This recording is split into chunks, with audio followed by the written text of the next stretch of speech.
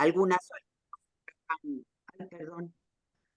Gracias, Alejandro. Como siempre, me lanzo a hablar antes de que se pueda grabar. En fin, te dejamos para que tú sigas adelante. Y ya vemos, ¿no? Si hay alguien que le interesa hacerte alguna pregunta, algún comentario, pues que levante la manito, ¿no? Sí, sí, Ok, ok. listo. Bueno, pues en principio, buen día a todos. Lo que voy a presentarles es parte de lo que yo estoy trabajando como tesis de doctorado. Entonces, pues de antemano les agradezco los comentarios que puedan hacerme para mejorar lo que voy a presentarles, ¿no? Entonces, el texto que me gustaría discutir con ustedes es el de GESLEC 1, que está publicado en SIGE Invenciones del Otro. Y voy a irlo relacionando con, con otros textos de Derrida, donde también trabaja el término GESLEC. Entonces, antes de iniciar, me gustaría contextualizar el texto. Entonces, voy a ir leyendo y ya si hay algunos comentarios, con mucho gusto me los pueden ir haciendo. Y si no, pues al final de mi presentación podemos ir dialogando, ¿no? Entonces, inicio. El texto GESLEC 1 se inscribe en el conjunto de investigaciones que Derrida desarrolla en la década de los 80 del siglo pasado en torno al uso del término GESLEC en el marco de la obra de Heidegger, tanto en el periodo de la analítica como en los textos de la denominada Jere. En GESLEC 1 analiza la cuestión de la diferencia sexual en algunos textos heideggerianos que van de los años 1927-1929. En GESLEC 2, que fue publicado en 1985, no solo se analiza la consideración de la corporeidad articulada en las dilucidaciones en torno a la mano y los gestos, sino también el modo en que Heidegger los manifiesta en sus fotos e imágenes personales. En GESLEC 3, que fue publicado en 1985, recientemente este texto fue traducido y publicado al español. De hecho, se consideraba un texto perdido, ¿no? Pero bueno, gracias al trabajo que han hecho diversos intérpretes interesados en la obra de Derrida, fue recuperado y es un texto que considero que complementa mucho lo que Derrida de algún modo propone en GESLEC 1. ¿Sí? Entonces, en GESLEC 3, recientemente traducido y publicado al español, indaga a propósito de la interpretación heideggeriana de la obra poética de Track, el sentido del golpeteo, Schlag, la impronta del golpe como inscripción, y aquí Derrida, en su interpretación de Heidegger, plantea leer el género como inscripción, ¿sí? Como este golpe que se inscribe sobre los cuerpos y nos individua, ¿no? En la traducción al español traducen individua por singulariza, ¿no? Pero yo creo que el término eh, que de algún modo trata de especificar más lo que vamos a analizar en unos momentos es nos individua.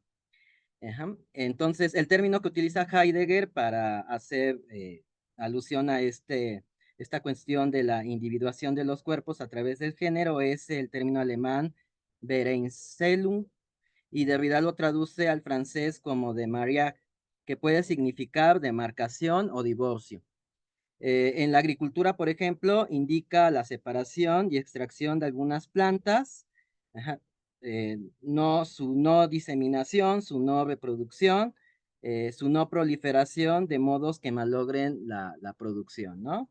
Entonces, GESLEC, entendido como género, como dualidad en discordia, supondría eh, formas o un medio de control, mejor dicho, sobre la población de los nacimientos, de la proliferación,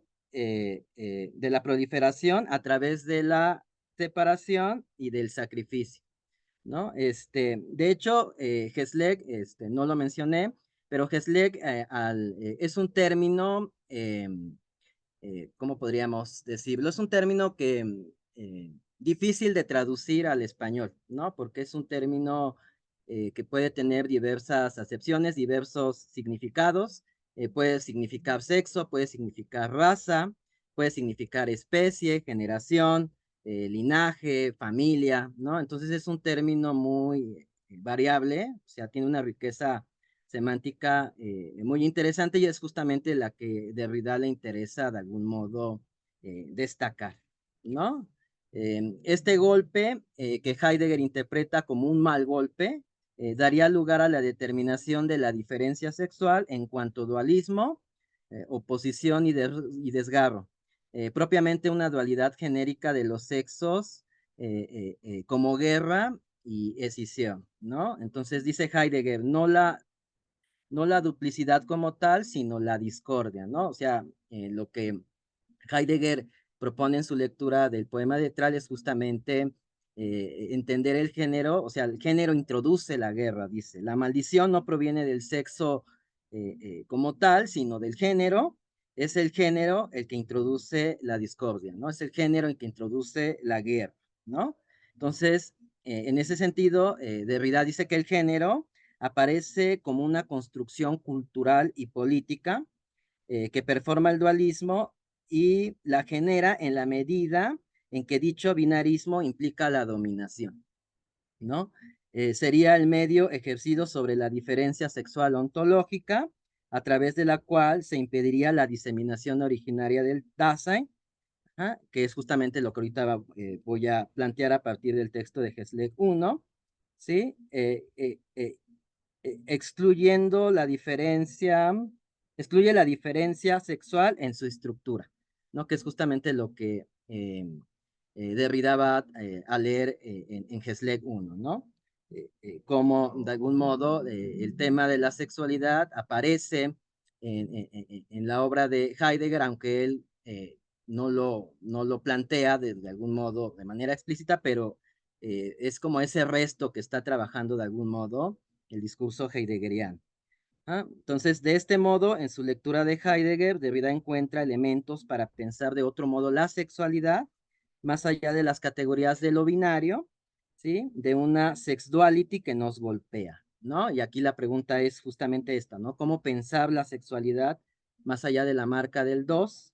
Es decir, cómo abrir la posibilidad de pensar una sexualidad por venir, ¿no? Que es justamente lo que de algún modo, a través de las lecturas que hace Derrida de Heidegger, pues es justamente lo que nos invita a pensar, ¿no? Entonces, eso es lo que de algún modo propone en rasgos generales Hesleg 3 y que se va a complementar mucho con lo que él plantea en Hesleg 1, ¿no?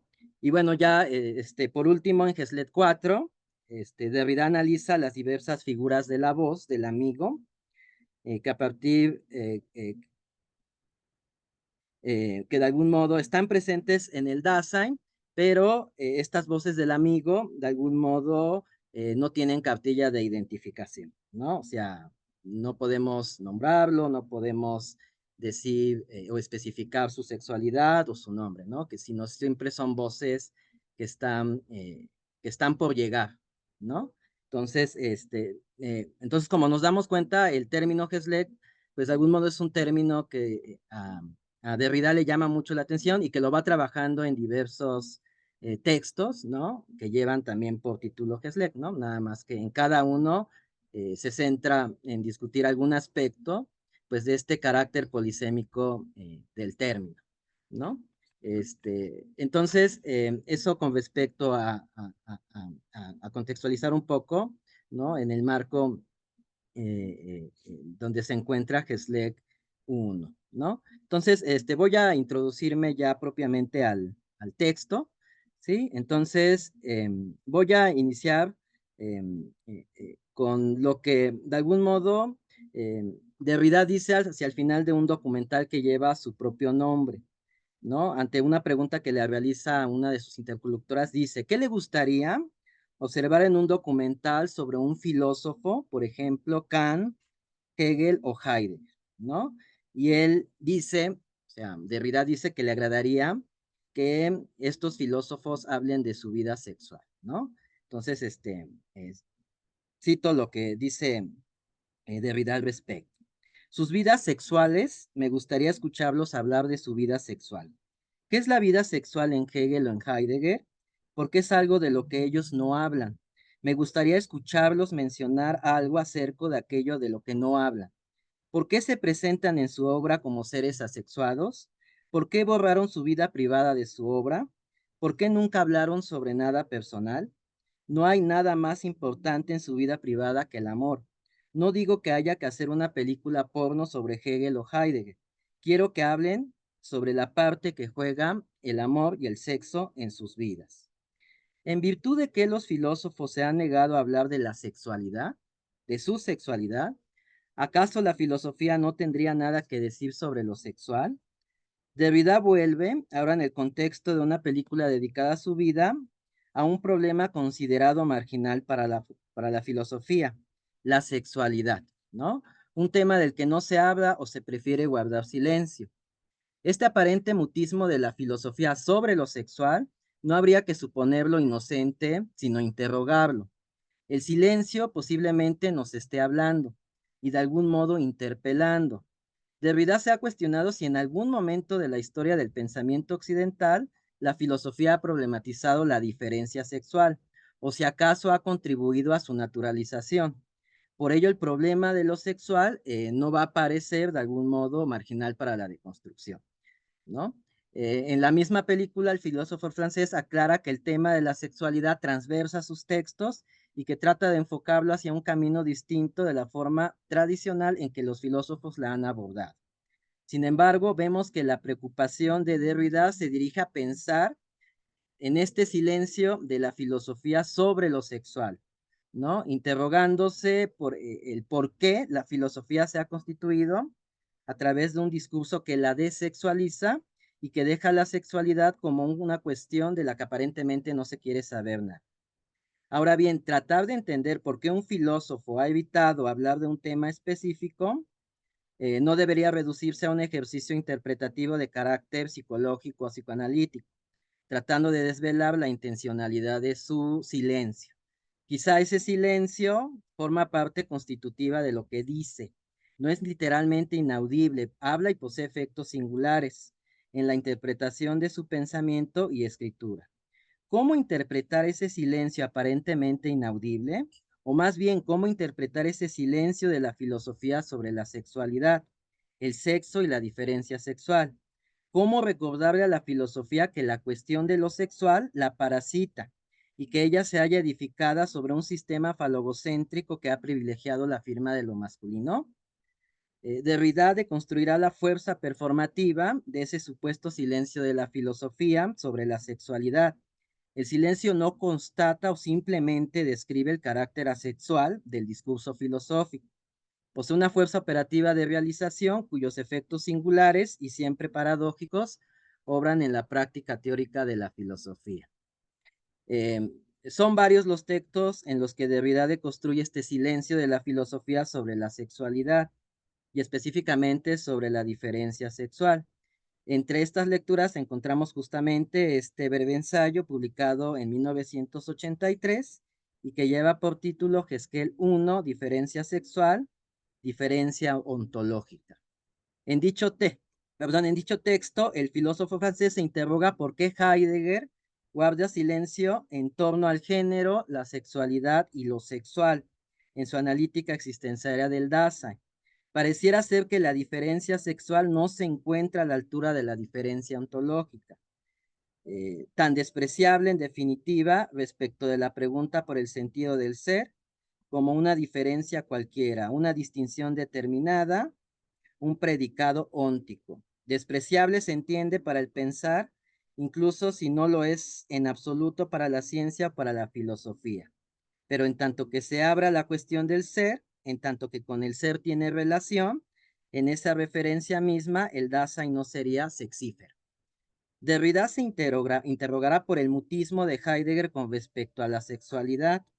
Resulta extraño, por no decir sospechoso, que no haya dicho algo al respecto de ella, sobre todo en una época donde lo sexual es tema de investigación común para las ciencias biológicas y sociales, particularmente para la antropología y la sociología, sin olvidar que un contemporáneo suyo, Sigmund Freud, ha colocado en el centro de su reflexión teórica la sexualidad.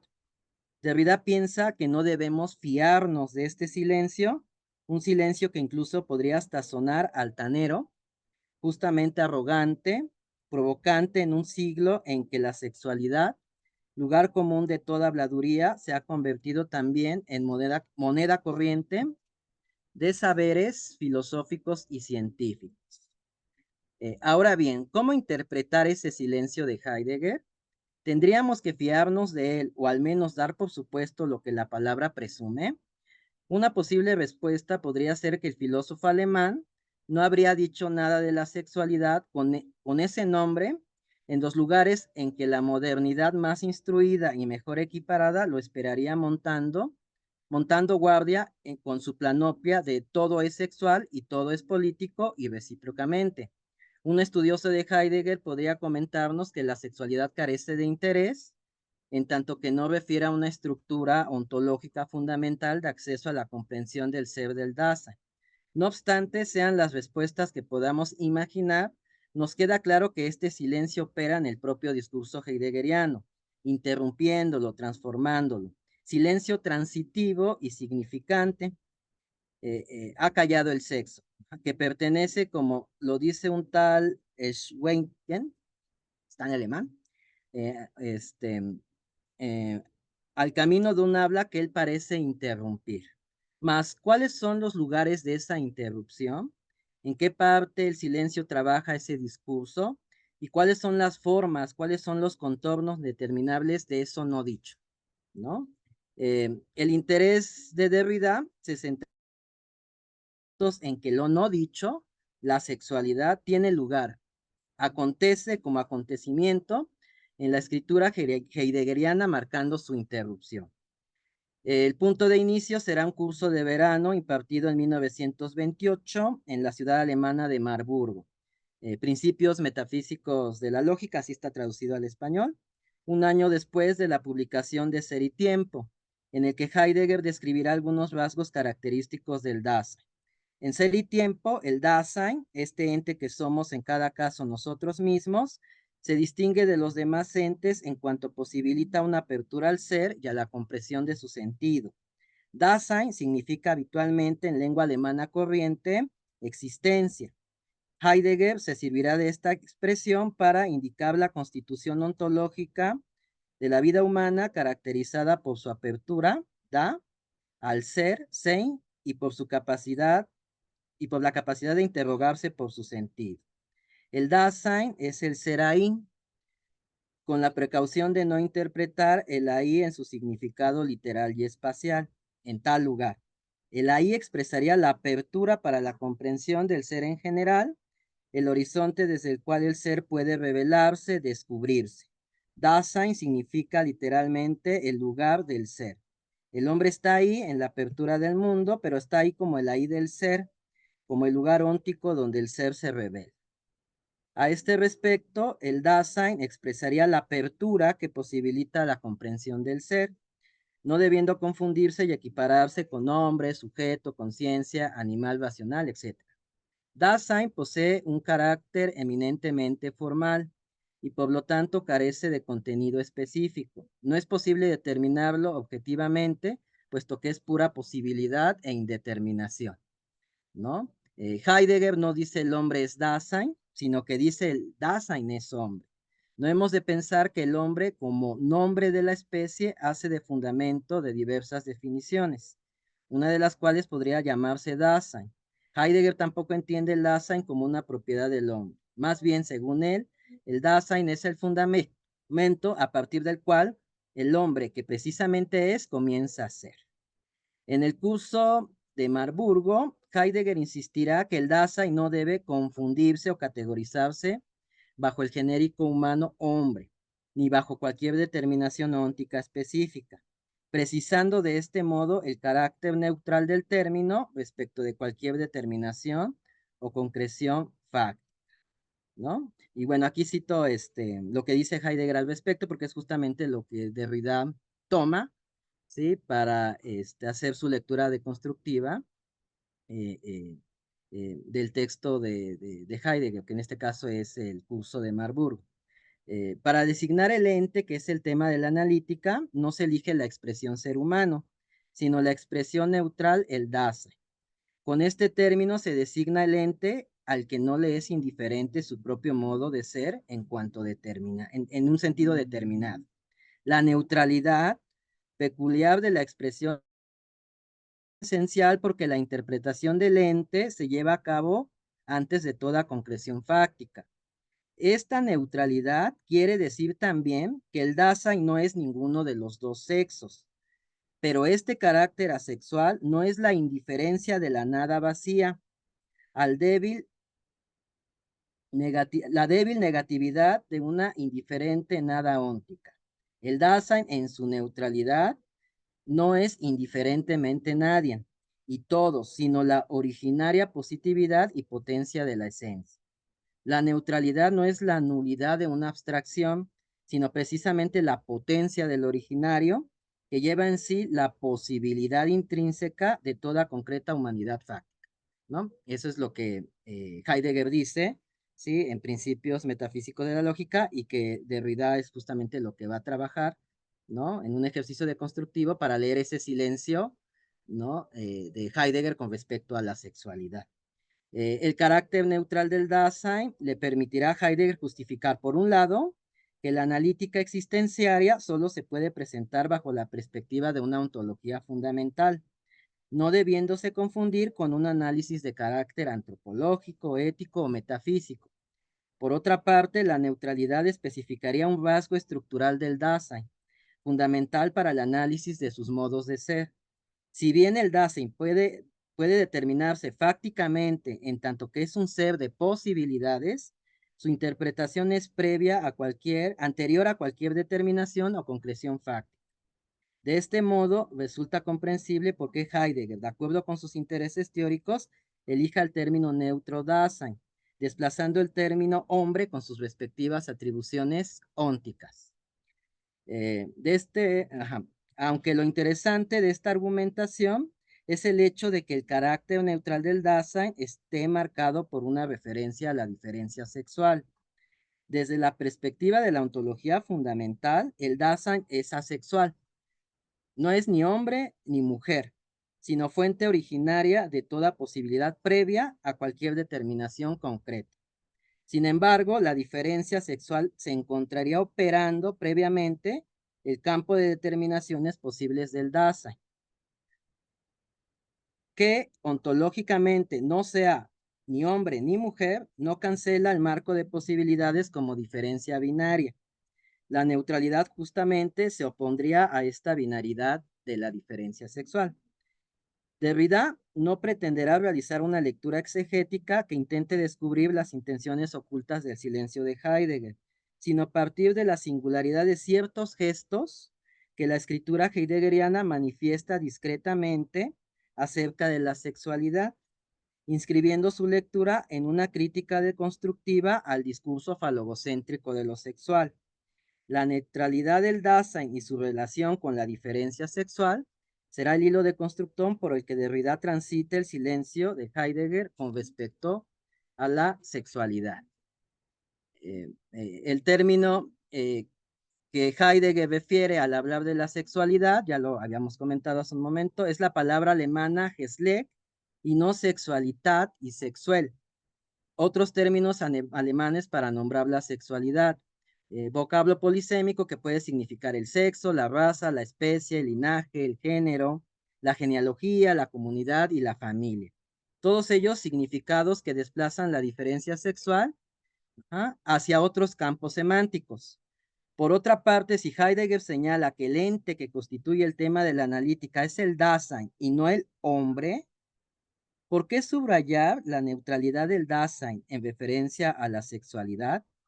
Si el Dasein no es un término equivalente al genérico humano-hombre, resulta evidente que no estaría determinado ontológicamente por ninguna marca genérica. Sin embargo, el filósofo alemán se esfuerza en recordárnoslo. No le basta con señalar que la analítica existenciaria del Dasein no deberá confundirse con un análisis antropológico o ético. ¿No será acaso que Heidegger abre la posibilidad de pensar la sexualidad como una estructura originaria del Dasein? Y con ello, quizá la posibilidad de un tratamiento ontológico de la sexualidad, más allá de la lógica binaria que la sujeta. En su lectura del curso de Marburgo, Derrida señalará que la neutralidad como rasgo estructural del Dasein, anterior a toda concreción, a todo individuo o humanidad concreta, tendría en primera instancia un carácter negativo, en tanto que la asexualidad no implicaría una negación de la sexualidad misma, sino de la sexualidad entendida binariamente. El Dasein, ontológicamente hablando, no estaría determinado estructuralmente por su pertenencia a uno u otro sexo. Esta precisión permite pensar que la neutralidad asexual no desexualiza, al contrario, no despliega su negatividad ontológica respecto de la sexualidad misma, a la que más bien libera, sino rasgos de la diferencia, más precisamente de la dualidad sexual. El carácter asexual del Dasein es en relación a la lógica binaria de la sexualidad. Derrida argumentará que si bien no pertenece a ninguno de los dos sexos, no quiere decir que esté privado de sexo, lo que abre la posibilidad de pensar en el discurso heideggeriano en una sexualidad prediferencial o más bien predual, lo que no significa necesariamente unitaria, homogénea e indiferenciada. La neutralidad sexual del Dasein no introduce una nada vacía e indiferenciada. No es el nini de una abstracción óntica. El carácter negativo de la neutralidad resaltaría la positividad y potencia originaria del Dasein, la posibilidad ontológica de toda determinación o concreción fáctica. No es que el Dasein esté privado de sexualidad, sino que, en tanto Dasein, no está marcado por la diferencia sexual, permitiendo pensar en la posibilidad de una sexualidad originaria, entre comillas, predual, anterior, no en sentido cronológico o lineal, a toda determinación identitaria y binaria. El Dasein es esencialmente libertad y pura posibilidad. En su estructura y potencia originaria, sería anterior a toda concreción. La marca neutra del Dasein no posee la vacuidad de la abstracción, reconduce a la potencia del origen que comprende en ella misma la posibilidad interna de la humanidad en su factualidad concreta. El Dasein en su neutralidad no debe de ser confundido con el existente. El Dasein no existe ciertamente más que en su concreción factual, pero esa misma existencia tiene su fuente originaria y su posibilidad interna en el Dasein en tanto que neutro. Quizá el silencio de Heidegger con relación a lo sexual esté vinculado con su preocupación de separar la analítica del Dasein de reflexiones de biológico o ético existencial. Recordemos que la analítica no trata del existente mismo, por lo que no puede confundirse con una filosofía existencial que la pudiese contaminar, mas no de privar de sexualidad al Dasein. De este modo, un discurso de la sexualidad que perteneciera al orden de la antropología, la sociología o la biología, incumpliría con todas las exigencias de la analítica del Dasein en su neutralidad misma. Ahora bien, Derrida se interroga en su lectura de Heidegger si ha existido alguna vez un discurso sobre la sexualidad que no pertenezca al orden discursivo de estos saberes, y quizá radicalizando su inquietud, podríamos preguntarnos, ¿ha existido alguna vez un discurso sobre lo sexual que no esté marcado por la binariedad y que haga justicia a las múltiples diferencias sexuales? Y por otra parte, si en el discurso heideggeriano se asoma la posibilidad de que el Dasein esté marcado sexualmente, ¿cómo abordar la sexualidad como una estructura ontológica del Dasein? Así pues, el carácter negativo de la neutralidad sería en referencia a la dualidad sexual y no a la sexualidad misma.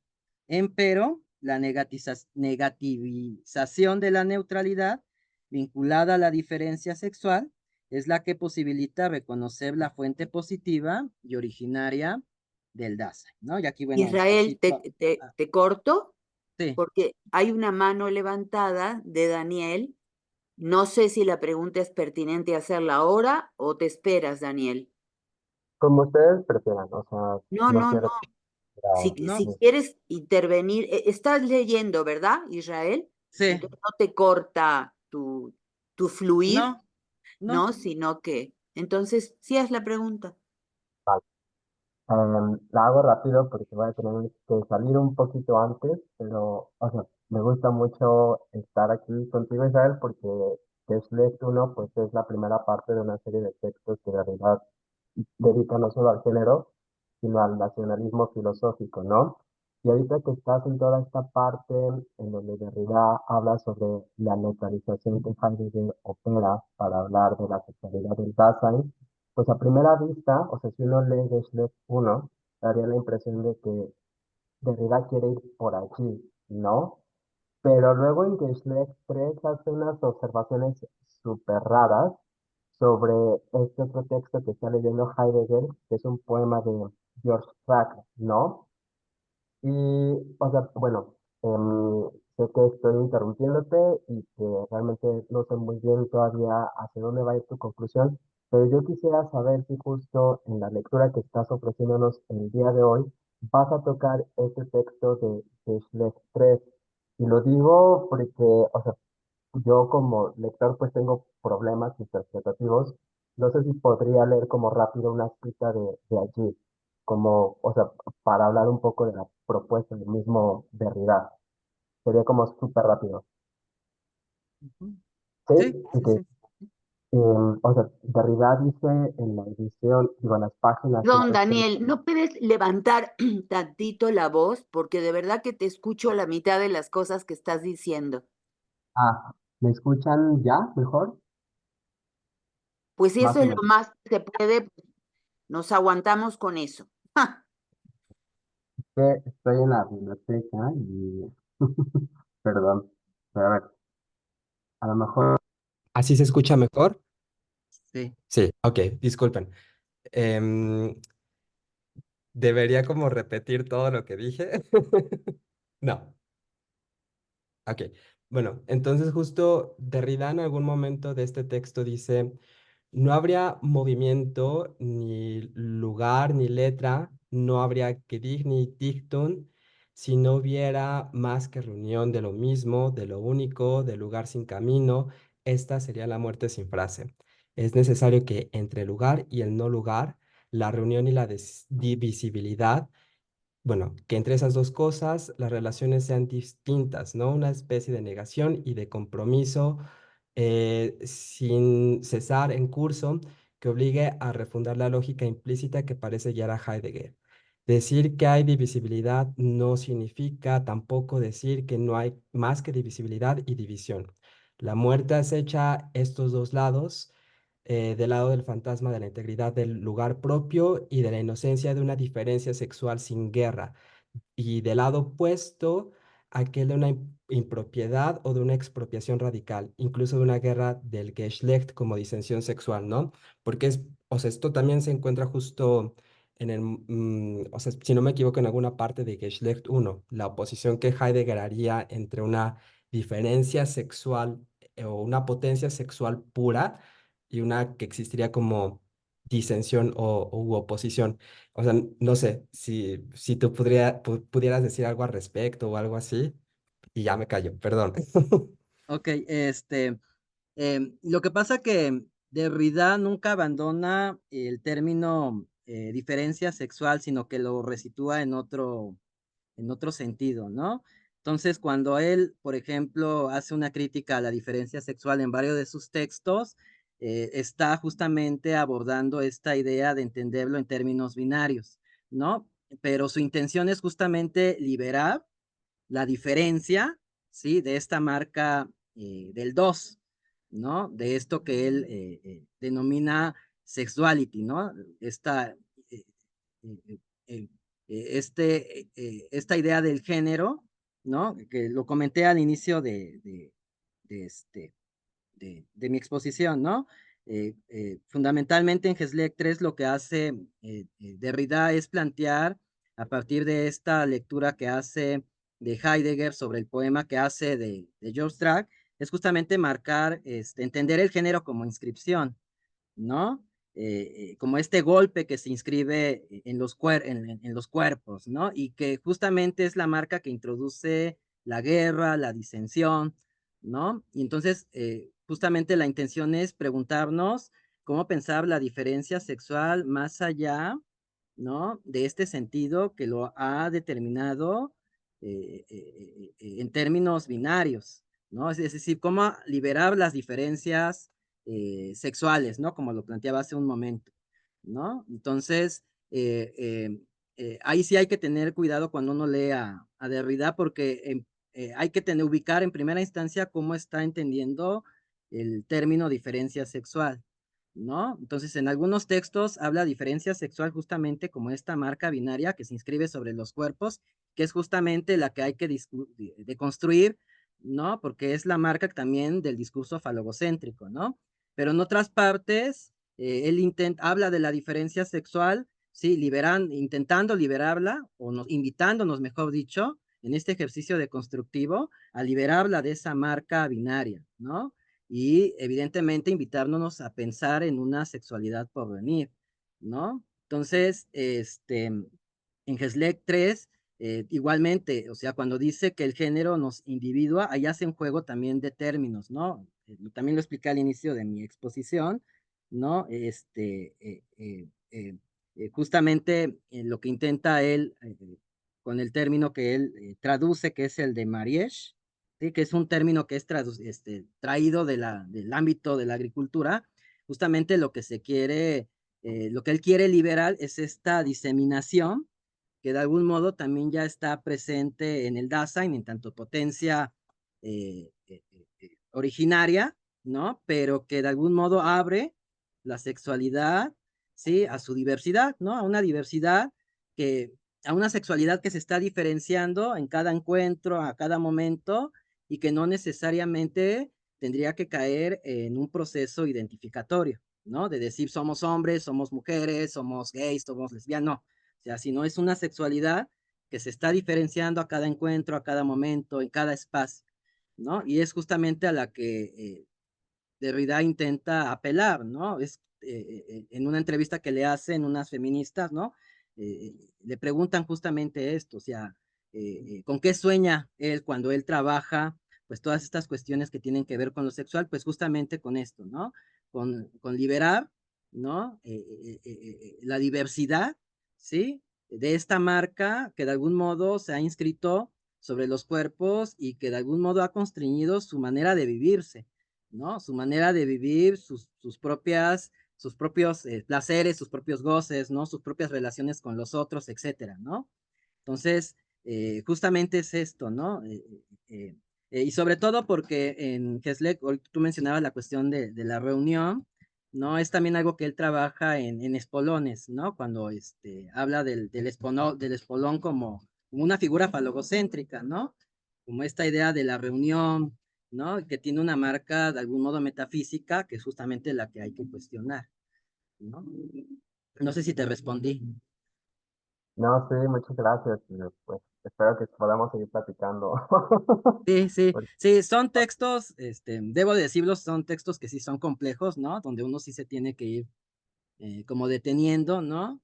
Pero yo creo que, o sea, hacia dónde va justamente la lectura de Derrida es justamente ofrecernos los elementos para pensar de otro modo la sexualidad, ¿no? Más allá de esta marca de lo binario y que de algún modo nos golpea, ¿no? Se inscribe en nuestros cuerpos, ¿no? Y de algún modo, también en Geslek 3, cuando él habla del género como inscripción, recordemos también que un rasgo estructural de toda inscripción es la iterabilidad, ¿no? Y en ese sentido, este, sabemos que el género se reproduce a través de ciertas prácticas, de ciertas normas que vamos interiorizando, etcétera. Pero también de algún modo ahí se abre la posibilidad del cambio, ¿no? De la transformación. Entonces, de algún modo, dentro de esta marca, ¿no? De iterable, ¿no? De entender el género como inscripción, también está esta posibilidad, ¿no? De pensarnos de otras maneras, ¿no? ok. Gracias, gracias. Gracias. Sigue Israel entonces, ¿no? No ¿Sí? ¿Me escuché. escuchan? Sí, Ah, entonces sigue, por favor. ¿Sí? Ok. No sé si alguien quiere hacer otra pregunta antes de continuar. Yo, Sí, sí, maestra. muy al principio, Ujú, hiciste referencia a, estabas hablando de la inscripcionalidad y en algún ujú, momento comentaste que la lectura deconstructiva derridiana se enfoca en las manos y los gestos de Heidegger, ujú.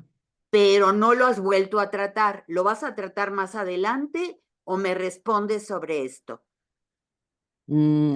Pues en sí no lo tenía contemplado, nada más como que lo mencioné. Este, Como quieras.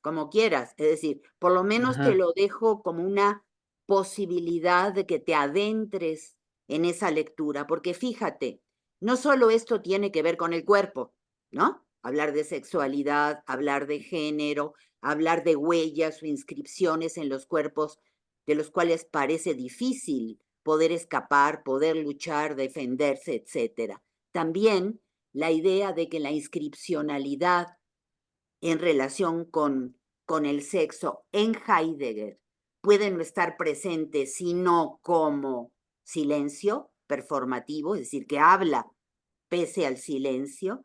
Cuando introdujiste la cuestión del gesto y de las manos, ¿sí? Desde la imposición de manos, el tocar una serie de marcas interesantes, podríamos escapar de la cuestión del silencio, de lo no dicho, no escapar, sino además de tratar la cuestión de por qué Heidegger hace eso, por qué decide o se decide por el silencio, si esto es lo propio de toda filosofía falogocéntrica o escrita por hombres, porque ahí no haces referencia al hecho de que buena parte de la filosofía también la escriben las mujeres. No hay referencia a esto, entonces nos podría interesar el hecho de que además de silencio, puede ser más bien un gesto y un gesto llevado a cabo a través de las manos de Heidegger. Recordemos que Heidegger, y esto lo sabía por supuesto Derrida, ¿no? Es un filósofo que habla, es un filósofo orador, es un filósofo que convence a sus estudiantes a partir de la palabra, no de la escritura. Y esto es interesante cuando tú metiste la cuestión del gesto y de la mano. Puede haber gestos que son claramente inscritos y en ese sentido a través de la escritura, pero también hay algo más en el gesto que nos hace interrogarnos, puesto que nuestra pregunta es sobre el cuerpo o en este curso que estamos dando desde el semestre pasado, es el cuerpo el que nos interesa interrogar. Entonces, nada más dejártelo como consideración, ¿no? Y para que lo pensemos todas y todos, esta cuestión no solo del silencio, sino del gesto. Y además del gesto de las manos, claro, podía ser el gesto de la voz, lo cual es, en el caso de Heidegger, absolutamente importante, ¿sí? Porque de verdad Heidegger era ese tipo de filósofo que, es más, cuando él habla de la importancia de la filosofía en la universidad, en su discurso del rectorado, ahí la cuestión, aunque él no le llama gesto, aunque no le llama como hemos aprendido a hacerlo con Derrida, pero la voz, esta fuerza, esta potencia de la voz, del gesto y de la mano es importantísimo en ese discurso. Entonces, me parece súper interesante introducir esto, además del silencio, el gesto, porque el gesto se da en silencio, gracias al silencio hay gesto, ¿no? Y sin embargo, no es lo opuesto el gesto del silencio. El gesto grita. En el caso de Heidegger está siempre gritando y además callando a los demás. Por ejemplo, a Hannah Arendt.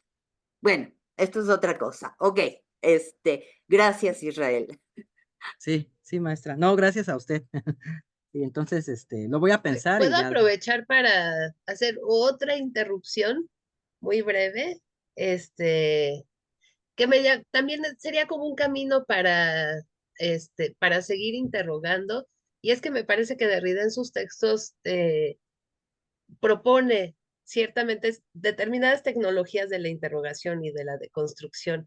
Entonces, además de lo que estaba diciendo Ana María, me gustó mucho este fragmento donde se interroga Derrida por las formas del callar o las formas, o sea, la especificidad de las formas de no hablar de, ¿no? Una sería así interrogando a los gestos, pero hay unas generales aquí que creo que valdría la pena elaborar cada una. Dice omisión, represión, denegación, forclusión, incluso lo impensado, ¿no? Como todas las marcas específicas del no hablar, pero donde eso de lo que no se habla se interviene, vamos a decir, los textos, ¿no? Entonces, bueno, eso me gustó a mí y me interesó para pensarlo también. No sé cómo lo veas. Lo no dicho, Ujú, usar con el diálogo derridiano con Levinas, ¿no? ujú, Lo no ujú. dicho que también es interesante. Está padre tu comentario. Perdón, ya me callo. Yo también.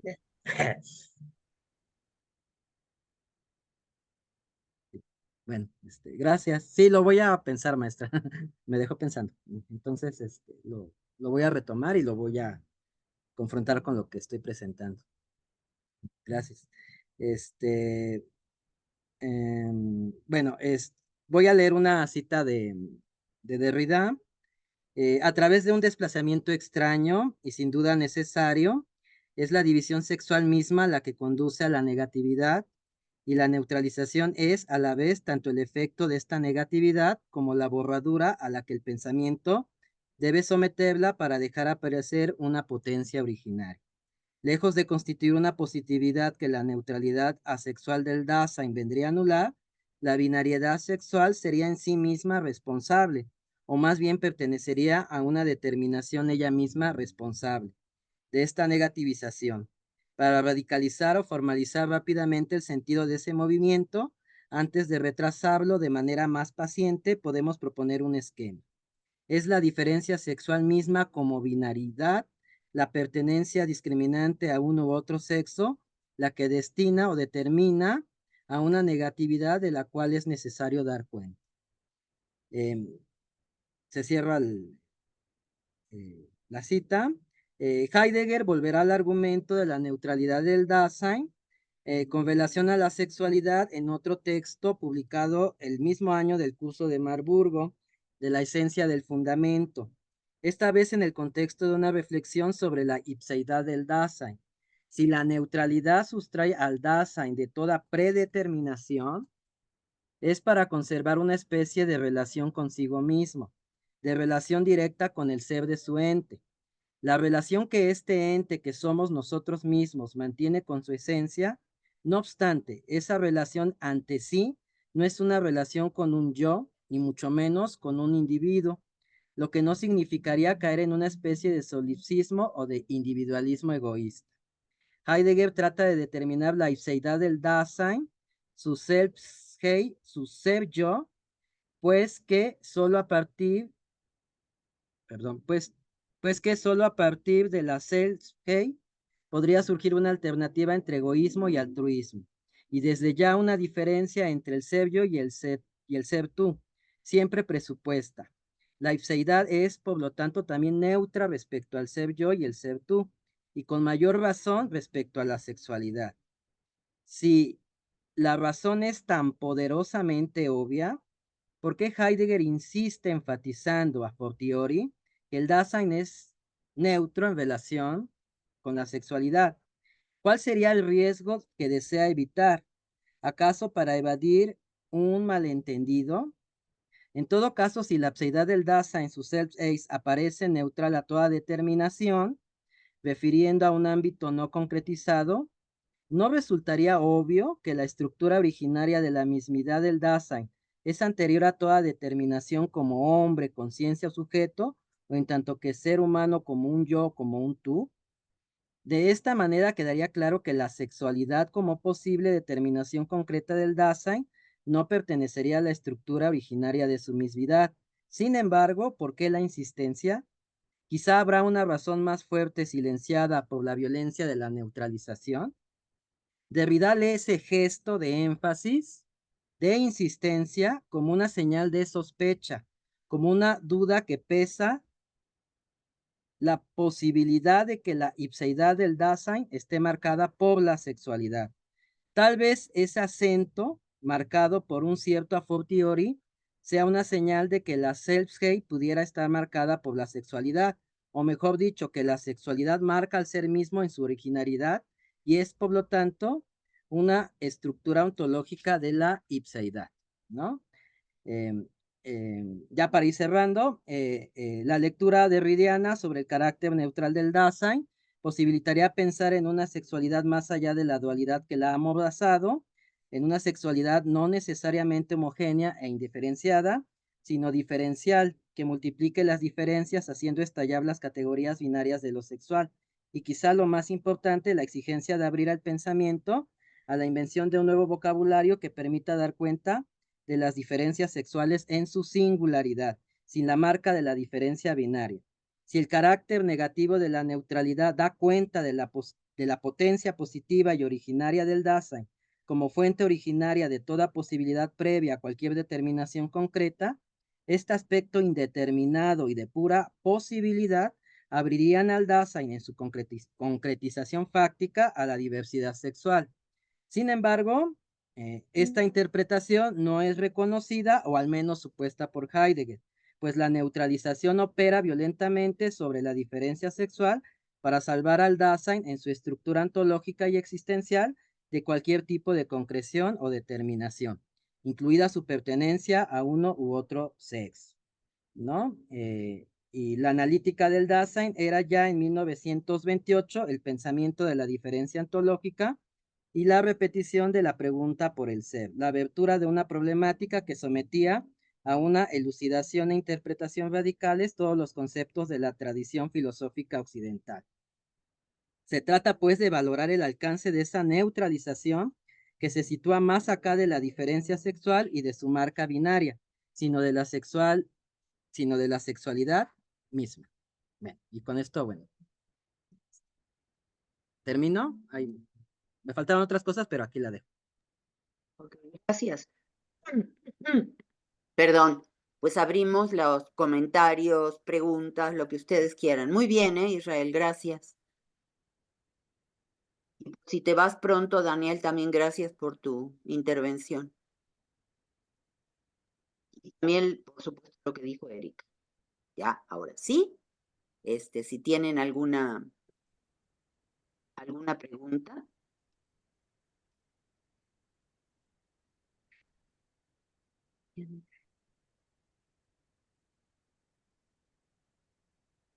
Una pregunta. Puede ser un poco molesta. ¿Quién tendría derecho, según Derrida?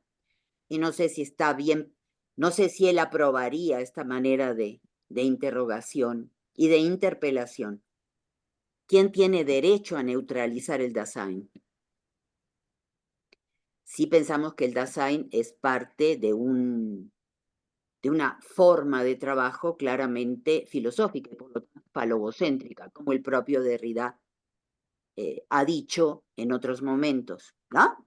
No solo leyendo a Heidegger en esta circunstancia, sino incluso antes, ¿no? El falogocentrismo estaba presente ya en sus textos. ¿Quién tiene este derecho a neutralizar? En relación con Heidegger, ¿no?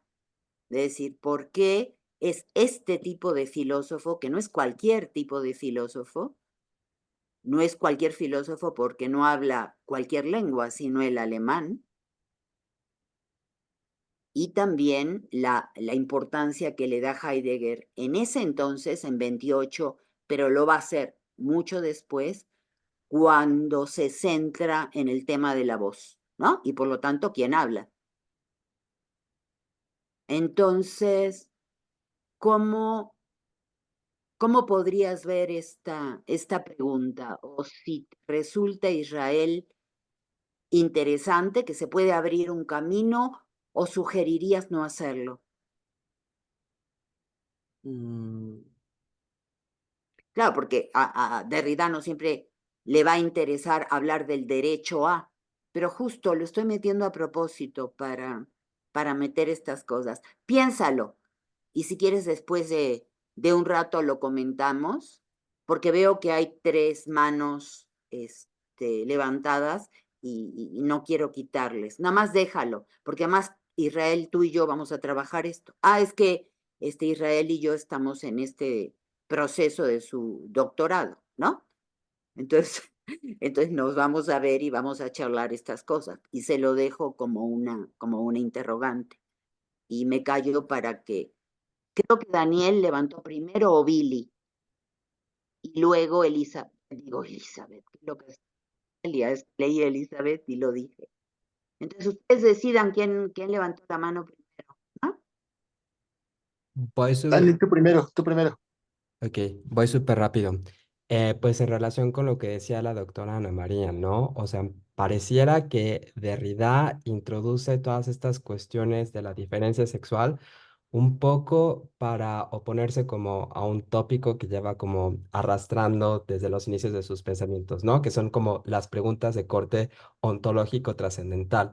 Y justo, pues en algún momento también de Geschlecht 1 aparece la pregunta de ¿y qué pasaría si la diferencia sexual en realidad fuera anterior a este otro concepto de la ipseidad, ¿no?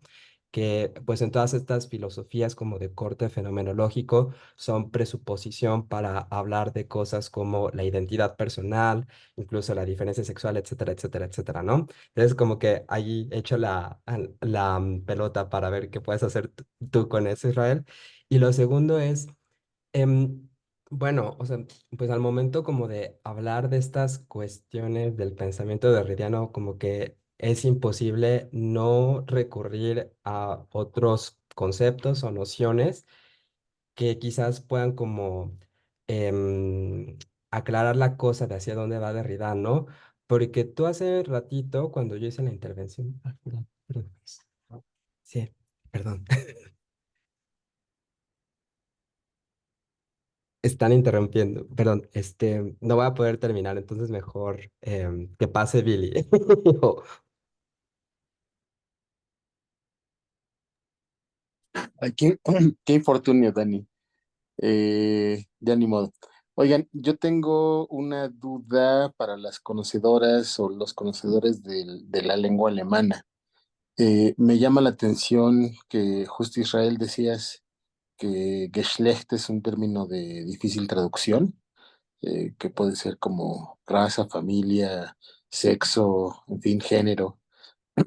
Pero me llama la atención que comparte raíz con Schlecht, que es malvado, ¿no? Malo, pues. ¿Alguien sabe si está relacionado? ¿Cuál es la función del ge en esa palabra? Eso me suscita como dudas, y no sé si Derrida lo haya tenido en cuenta. ¿Puedo responder? Sí, ok.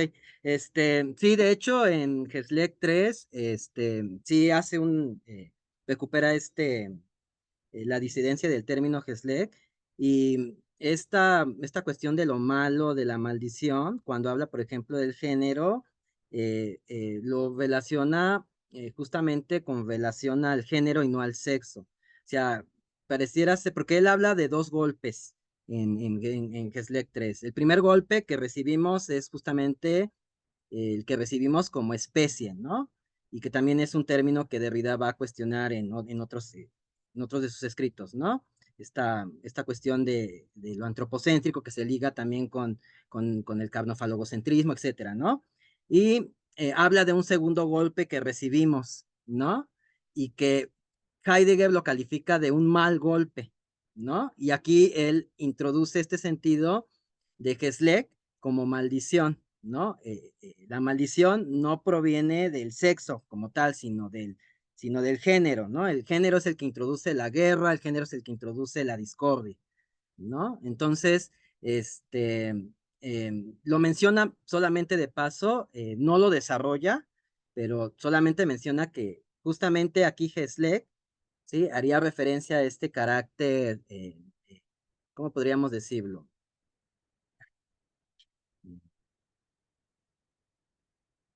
Como un mal, ¿no? Entonces, no sé si podría ir por ahí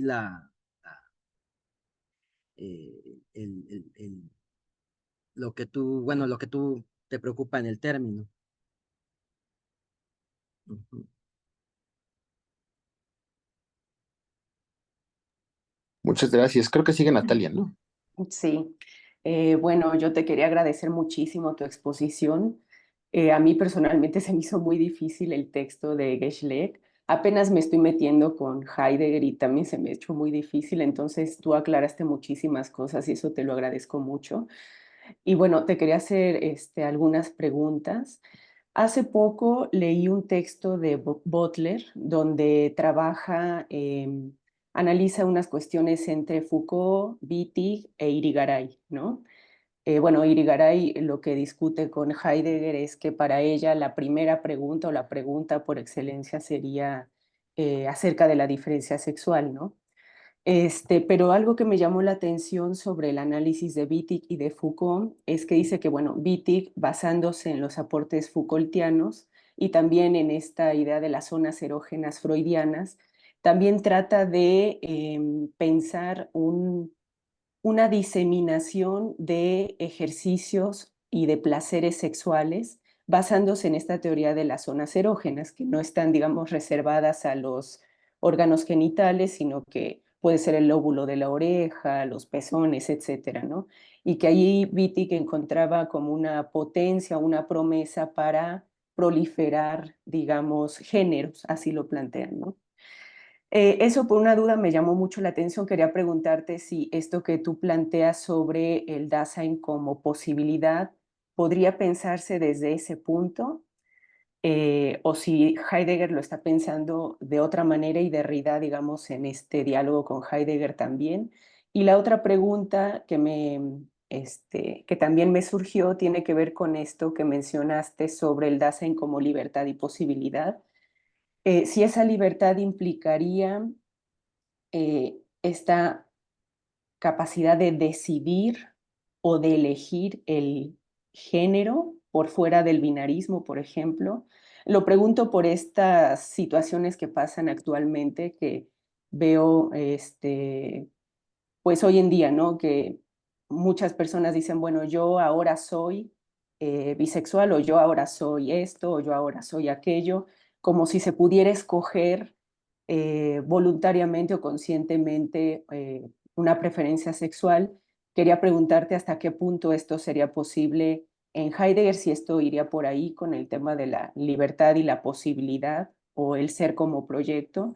Te lo digo también como provocativamente, pensando esto desde el propio psicoanálisis, ¿no? Donde eh, se piensa, digamos, esta cuestión del ejercicio de la sexualidad como una determinación que va más allá de la elección consciente o del propio control de, etcétera, ¿no? Entonces, me gustaría si me pudieras explicar esto, ¿no? Y muchas gracias de verdad por tu exposición, me gustó mucho.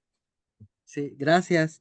Con respecto a la primera pregunta, yo creo que lo que mencionas de la lectura que nos compartes, yo creo que esa misma diseminación, ¿no? Vidal lo denomina así, esta diseminación originaria, ¿no? Y pone originaria entre comillas. Yo creo que sí abriría también a esta posibilidad de explorarse, ¿no? De otras maneras, no solamente corporalmente, sino también emocionalmente, ¿no? La cuestión de las pasiones, ¿no? La cuestión del goce, etcétera, ¿no? Es también como, se abre también la posibilidad de que el goce de los cuerpos se puedan vivir de diferentes maneras, ¿no? Entonces, en ese sentido, yo creo que sí, ¿no? O sea, que esta diseminación no solamente es con respecto a los géneros, ¿no? Sino también en la manera en que nosotros nos constituimos, ¿no? Anímicamente, en relación con los otros, ¿no? O sea, es algo más profundo que el simple hecho, ¿no? De elegirte bajo un esquema genérico, ¿no? O sea, justamente, si hacemos explotar la diferencia sexual, ¿no? Pues también hacemos explotar pues todos estos procesos identificatorios que hay en el hecho de saberte como hombre, saberte como mujer, ¿no? Y de algún modo también en la manera en que tú vives tu propia corporalidad y tus propios deseos, ¿no? Entonces, en ese sentido, yo creo que sí hay una liberación. Y esta liberación, evidentemente, se va proliferando, no es algo que de algún modo pueda encontrar alguna determinación, ¿no? Porque entonces volveríamos a caer justamente en esto contra lo que está de algún modo luchando Derrida, ¿no? Cuando deconstruye la diferencia sexual entendida en términos binarios, ¿no? Entonces, en ese sentido, yo sí considero que la diseminación de la diferencia sexual sí hace explotar esta posibilidad de que los cuerpos se puedan experimentar de múltiples maneras, ¿no? En su propia corporalidad, en sus propios deseos, en sus propios goces, etcétera, ¿no? Eh, y, eh, y con respecto a la cuestión de la libertad y la posibilidad, ahí yo, cuando estaba trabajando esto, me surgió un problema porque no quería introducir otra vez la idea de sujeto, ¿no? Como este ser, consciente, ¿no? Que es capaz de decidir por sí mismo, ¿no? Etcétera, ¿no? Pero, em, cuando Derrida habla de la libertad, ¿no? Como posibilidad en la lectura, perdón, como posibilidad en el Dasein, o sea, la libertad no la está entendiendo como esta positividad que hay en el Dasein de apertura. O sea, no estamos, vamos a decirlo, no somos arrojados al mundo y ya estamos determinados de algún modo, sino hay posibilidad de no me gusta la palabra, pero hay posibilidad de decidir, ¿no? De elegir cómo nos queremos configurar. Mm, Me suena, me genera problema aquí, ¿no? Pero no sé cómo te lo podría decir, no sé si me... Sí, es que fíjate, Ajá. también en Simone de Beauvoir eso parece ser un problema, que es justamente donde se distancia de Sartre, cuando, bueno, Sartre dice, bueno, si yo quiero nadar todo el Canal de la Mancha, tengo la misma libertad de hacerlo que un nadador olímpico, ¿no? Ujú, ujú, Pero dice Beauvoir, a ver, también hay un punto donde el otro no me permite o el otro de alguna manera limita mi libertad, ¿no? Y ella lo lleva al campo de la crítica justamente feminista, ¿no? Como mujeres se nos ha coartado mucha libertad en cuanto a nuestra forma de, pues, devenir o de querer ser o de proyectarnos un ser otro, digamos, ¿no? Entonces, por eso también lo preguntaba en cómo entender la libertad en este punto, ¿no? Eso. ujú, Y también la relación con los otros. Como efecto performativo y no a partir de un sujeto centrado que toma decisiones y que tiene una cierta intencionalidad. La única manera de zafarnos de este sujeto es pensarlo de esta otra manera, ¿no? Y me parece que iría por ahí. Y creo que Israel hacía un comentario de este tipo muy al inicio también de su exposición, cuando introdujo la noción de efecto performativo. Yo creo que habló de repetición, ¿no? De iterabilidad, pero también de performatividad. Entonces me parecería interesante que no fuéramos obviamente sartreanos en esta manera de entender la libertad, ¿no? Sino a la manera como Derrida en muchos de sus textos utiliza esta idea de la performatividad, por ejemplo, para entender la resistencia, ¿no? Y la resistencia, diríamos nosotros, como un ejercicio de libertad, ¿no? Pero ¿qué tipo de libertad? Pues esta libertad que no implica un acto voluntario de un yo, ¿no? De un sujeto, ¿no? Consciente de sí, sobre todo dueño de sí, propietario de sí. Entonces, si la libertad es efecto performativo, ojo, porque entonces se nos abre una posibilidad, una potencialidad interesante, ¿no? Por eso podíamos hablar de potencia. No sé si a la manera de Heidegger o a la de Spinoza, pero por ahí iría, ¿no? Perdón que me meta, pero es que creo No, que gracias. No, sería el no, camino, gracias, maestra. ¿no? Sí. Una pregunta, Natalia, porque me surgió, estabas diciendo que estabas leyendo una autora y demás, ha sido siempre una crítica de Freud interesante. Cuando tú manejabas que, que, ese, que ese lugar muy entrecomillado del placer sexual, por ejemplo, podrían ser no órganos, de la sexualidad físicos o anatómicos, etcétera, y decías, yo qué sé, creo que dijiste los labios, las El orejas, lóbulo de la oreja, el pezón, es en decir, fin. algo no genital. En el caso de Freud, él hace una restricción interesante, pero mete la cuestión de lo erróneo, del mal, la enfermedad, la patología, porque ubica al perverso polimorfo como una figura cuyo placer está todo a lo largo de su cuerpo, ¿no es cierto? Pero la restringe a ese momento cuando el niño todavía no ha pasado por ciertas etapas de su maduración, ¿no? Entonces, lo que en el niño aceptamos, el perverso polimorfo, sí pasa de cierta edad, esto ya implica una anormalidad, una patología. ¿Hace referencia a esto tu autora?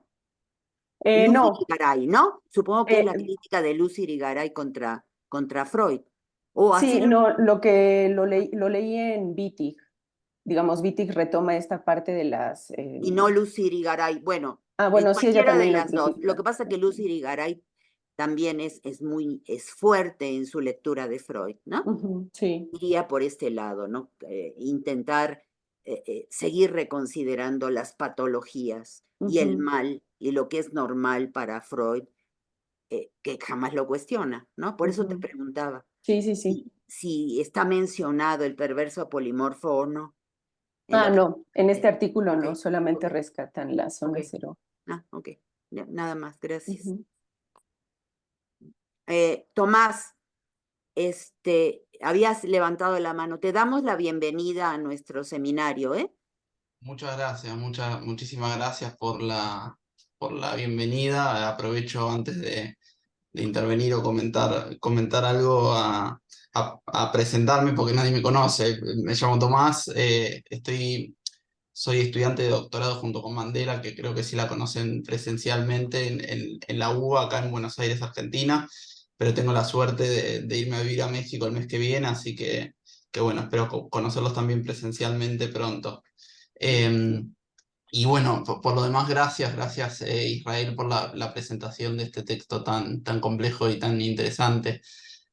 Yo quería hacer una pregunta, un comentario a propósito de otro texto de Derrida o de otros textos. Recordaba leer y también en tu presentación, Israel, los textos de Derrida que versan más sobre la muerte, como Dar la muerte o Aporías, donde esta cuestión de la diferencia sexual también aparece muy fuertemente, ¿no? Pero aparece, si no recuerdo mal, con el énfasis precisamente en la cuestión de la finitud, ¿no? Ahí en Dar la muerte, la pregunta por la diferencia sexual aparece vinculada a la resolución precursora del Dasein, digamos, en el sentido en el que Derrida se pregunta si el quién del Dasein que tiene que anticipar la muerte es digámoslo así, es sexuado o no. Es decir, en la operación de adelantarse a la muerte o de o de esperarse en la llegada, como dirían Aporías, de esperar a la muerte, uno espera como varón o como mujer, para decirlo muy torpemente, ¿no? Me sorprendió la ausencia del problema de la muerte en ese sentido en este texto, puesto que en aquel texto, en Dar la muerte o en Aporías, la diferencia sexual como problema aparecía precisamente en el momento de la muerte, es decir, si la diferencia sexual era una diferencia hasta la muerte. Si no recuerdo mal, Derrida pregunta eso, ¿no? ¿Hasta qué punto en la muerte, para el Dasein en Heidegger, también se difumina, ¿no? Esa diferencia en la medida en que la muerte no conocería frontera, ¿no? No conocería frontera geográfica, cultural, pero tampoco sexual. Así que, más allá del comentario, igual, como se me escapa, porque soy un aficionado en Derrida de todos modos, no sé si alguien tendrá alguna coordenada respecto de a propósito de esta ausencia de la cuestión de la muerte, pero respecto de estas diferencias de matiz, ¿no? ¿Qué relación hay entre estos textos de Derrida que comentaste hoy, Israel? No sé ni cómo pronunciar el texto, el nombre en alemán, así que no me atrevo ni a pronunciarlo, el texto de hoy, pero Quería saber eso, me faltan las mediaciones para unir los textos, no es que pretenda que alguien las restituya ahora, pero si tenés alguna coordenada más o algún comentario al respecto en general. Muchas gracias a todos y particularmente a vos. Eh, no he explorado esto que tú mencionas, pero por ejemplo, en el Seminario de la Bestia y el Soberano, o mejor, sí, cuando habla la cuestión cuando introduce la noción de carnofalogocentrismo, ¿no? Esta idea de sacrificar, ¿no? Del sacrificio, ¿no? Cuando habla, por ejemplo, del dar muerte o de matar al animal, ¿no? Ahí también aparece la cuestión de la diferencia sexual, ¿no? En el tratamiento, por ejemplo, que le damos a los animales, ¿no? Y ahí introduce toda la discusión con respecto eh, eh, eh, la discusión que Heidegger hace con respecto a que el animal no muere, ¿no? Y ahí hay una parte, es que ahorita no recuerdo en qué parte del texto está. Ahí introduce la cuestión de la diferencia sexual en relación al dar muerte a los animales, ¿no? Y que nuestro trato también con los animales y con otras formas de vida también está marcada sexualmente, ¿no? Incluso en el hecho de arrogarnos, ¿no? Soberanamente, ¿sí? El derecho de matar, ¿no? O de exterminar a ciertas especies, ¿no? Entonces, en este dar muerte al animal, de algún modo también aparece, ¿sí? La marca de la diferencia sexual o en el tratamiento que le damos a ciertos animales, ¿no? Por ejemplo, en la explotación, ¿no? Que hacemos de ciertas especies, ¿no? Para la producción, ¿no? Para el consumo de los mismos, ¿no? Entonces, de algún modo, el problema de la diferencia sexual siempre está presente en sus textos, ¿no? Ya desde el inicio, por ejemplo, del Seminario de la Bestia y el Soberano, cuando inicia así, él, ¿no? Él, ya ahí está presente la marca de la diferencia sexual, ¿no? Y de algún modo está presente en varios de sus textos, así que no te podría decir muy bien eh, por dónde podría ir. No, buenísimo, gracias, qué bueno que Pero yo lo leí bueno, lo descubrí, ¿no? En el Seminario de la Bestia y el Soberano. Ahorita no me acuerdo en qué lección es, dónde está esta referencia que estoy haciendo, pero sí aparece la marca de la diferencia sexual en varios de sus textos, ¿no? Y siempre lo relaciona, en el caso aquí de Gesleck, uno lo está relacionando fundamentalmente para discutirlo en relación a Heidegger, pero también lo va discutiendo con otros autores, ¿no? Este, por ejemplo, hay una entrevista que se publicó en un libro que se llama Fueros, La melancolía de Abraham. Ahí habla de la relación que hay entre el dar muerte y la diferencia sexual, ¿sí? Y este carácter sacrificial que forma parte de nuestra cultura, ¿no? Entonces, no sé si podría ser en ese texto que te pueda ayudar también. A ver, creo que sigue Omar, luego Lourdes, luego Erika y luego Arturo. Sí. ¿No? Ustedes dicen, ¿eh? Porque me pareció ver aparecer las manitos. Pero fue Omar.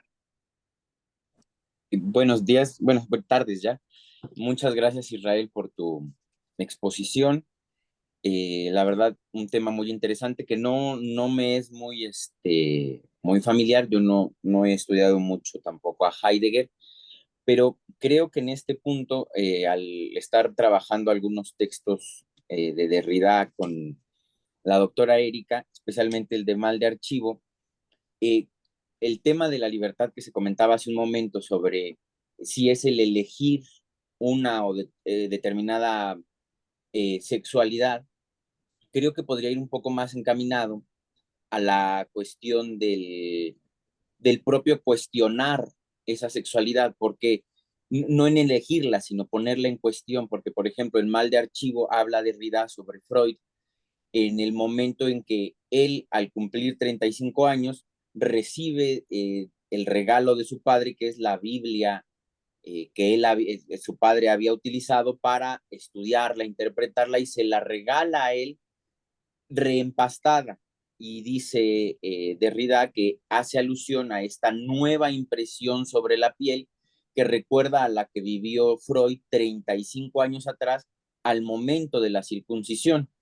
Y antes de que Freud realizara esta interpretación de la Biblia a través de su texto, el Moisés, él vivía como sujeto a esa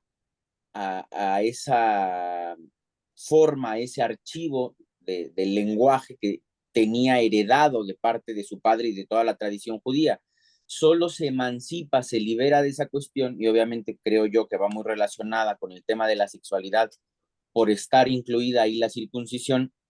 Solo se emancipa de esa imposición de la sexualidad que la tradición le hace una vez que él realiza su propia interpretación tanto de la tradición como de todo lo que implicará la figura de Moisés dentro de la tradición judía, pero sobre todo para él, al presentarlo en esa especie como de novela, no tanto de un texto de mucho rigor científico, sino más bien como una novela presentando a Moisés de una manera distinta a como la tradición lo veía.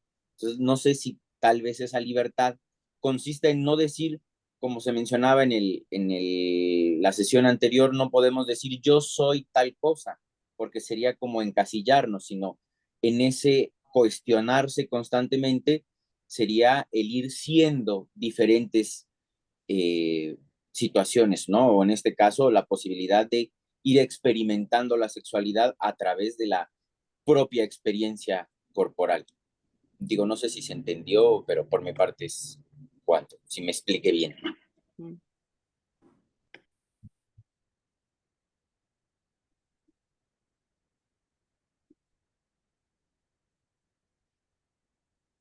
Eh, eh, mm, ahorita que te estaba escuchando, pues lo podríamos leer en este sentido de este gesto, ¿no? Que tiene Derrida, como esta ruptura con la figura del padre, ¿no? Que de algún modo también está presente en sus textos, ¿no? Romper con la figura del padre, ¿no? En este sentido de saber que de algún modo la filosofía, pues en cierto sentido, como ya lo estábamos comentando, pues siempre ha privilegiado la figura masculina, ¿no? Entonces, de algún modo, en este gesto que él hace en relación con su propia vida, ¿no? Es también una manera de dar cuenta de su manera de pensar la filosofía, ¿no? Y de cuestionar esto, ¿no? De que la filosofía pues siempre ha privilegiado la firma de lo masculino, ¿no? Y eso es justamente lo que tendríamos que deconstruir, ¿no? A lo que nos invita a cuestionarnos.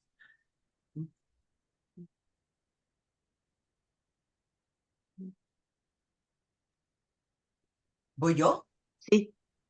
Sí. Bueno, yo también agradezco muchísimo, Israel. Me aclaras cosas porque, bueno, sí me costó mucho trabajo leer el texto.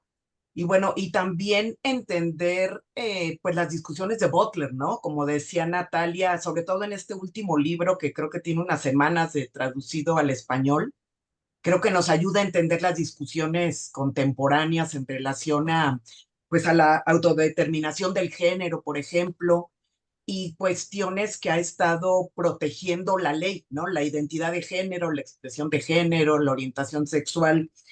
Y lo que yo quiero preguntar es que en ese, no sé si esté correcto llamarlo, en ese silencio fonofalogocentrado de Heidegger, ¿no? De omitir la diferencia sexual y sobre todo la jerarquía, ¿no? O sea, el binario, lo jerárquico, lo heterosexuado y las desigualdades, ¿no? Y la normalización, pues, de la jerarquía y las violencias. O sea, creo que ese efecto performativo, pues, lo seguimos arrastrando en nuestros días. Entonces, y en esa omisión o en ese silencio de Heidegger y que hablaba tú y Ana María del gesto y del gesto de la mano, y de me imagino su elocuencia al dictar una conferencia o al dar clase, si no podríamos también meter ahí la retórica, no sé si podríamos cruzarlo, ¿no? Con la retórica. Me quedé pensando en eso cuando hablaban del gesto. Y por otro lado, cuando decías del primer golpe, ¿no? El primer golpe antropocentrado del antropoceno, el segundo golpe, la maldición proviene del género, ¿no? Y hablas del término polisémico, esa riqueza semántica de todo lo que dice Heidegger de ese vocablo, por decirlo de alguna manera, guerra, discordia, género, sexo, especie, familia, todo esto, me llevó a pensar, y a lo mejor estoy equivocada, ¿no? Pero si podemos desde ahí pensar los cuidados. En la línea de Silvia Federici, cuando habla de sostener lo viviente. No sé si me estoy haciendo bolas, ¿no? Pero bueno, me evocó todo eso en cuanto al efecto performativo también. Y pues bueno, más que nada, gracias Israel por aclararme. No, Pero gracias a fíjate, ustedes. perdón, Sí. hay un gesto performativo del que podíamos intentar en algún momento pensar, reflexionar o conversar, y que tiene que ver con el hecho de que el que se asume como filósofo, en este caso Heidegger, porque hemos conducido esta sesión a partir de la propuesta de Israel y es Derrida leyendo a Heidegger, ¿no? Entonces, en este momento en que Heidegger, como gesto que deberíamos entender performativamente, ejerce una violencia, igual que el género, es una forma de ejercicio de la violencia sobre los cuerpos, y es una forma soberana de ejercicio de la violencia. El profesor de filosofía, que no se define a sí mismo jamás como profesor de filosofía, pero sí como el filósofo, casi, bueno, diríamos nosotros aquí con mayúscula, es el que hace un corte, es decir, deja sin mencionar la cuestión del sexo, pero lo hace como un gesto violento. Y violento no contra él, aunque quizá también podríamos pensarlo de esa manera, y por lo tanto con su fuerza como filósofo, sino contra una violencia contra aquellos que lo escuchan, y que él preferiría siempre, como ha dicho y ha escrito siempre Heidegger, que fueran hombres y no mujeres, ¿no? Entonces ahí hay una violencia interesante, por eso te hablaba de manos y gestos, porque el gesto es la violencia y tiene una fuerza incomparable, ¿no? Entonces, esto en relación también con lo que dijo Lourdes. Y ahora sí, creo que Erika y luego Arturo, ¿no? Ah, perdón, no. Ya te quité la posibilidad de contestar, Israel. Es que me No, voy rápido porque ya son 12:30, entonces me estoy yendo rápido. no, Perdón, sí, de hecho, Israel. sí, lo que iba a comentar o que estaba pensando, o sea, este gesto justamente es el que se evidencia en la manera en que la filosofía ha neutralizado, ¿sí? La cuestión de la diferencia sexual, ¿no? Y la muerte, ya Privilegiando, que Tomás te hacía referencia a esto, ¿no? La ujú, muerte no de la filosofía, sino del filósofo, del que filósofo. nunca aparece en los filósofos, sobre todo hombres, aparece en otros lugares, pero en fin. Entonces ahí habría un cruce interesante. Sí, ya me Ujú. callé. Sí, no, sí, sí, o sea, este gesto que neutraliza la violencia sexual, perdón, la diferencia sexual, pues de algún modo es un gesto violento, ¿no? Ajá. Que de algún modo lo que busca es privilegiar el punto de vista masculino, ¿no? Dejando fuera otras voces, ¿no? Que es la voz de las mujeres, ¿no? Y de todos aquellos que de algún modo Ajá. no guardan una relación, ¿no? Con el punto de vista masculino, ¿no? Los animales, ¿no? Claro. Otras disidencias, etcétera, ¿no? Y evidentemente ahí hay un ejercicio soberano del poder, Ah, ¿no? El soberano es el que se arroga el derecho a la palabra, ¿no? ajá. El único que Sí, puede ser escuchado, ¿no?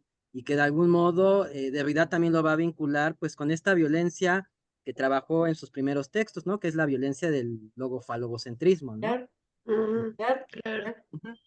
Sí. Antes de que cualquier mujer se atreva a hablar en sus clases, él está diciendo, de esto no vamos a hablar, ¿no? Que es bien interesante. Y que por eso yo mencionaba a Hannah Arendt, porque a través de cartas, ella se atreve en un momento dado a decirle, oye, cabrón, ¿no? Bueno, no le dice así, pero le hace referencia a que nunca la consideró capaz de mantener un intercambio filosófico.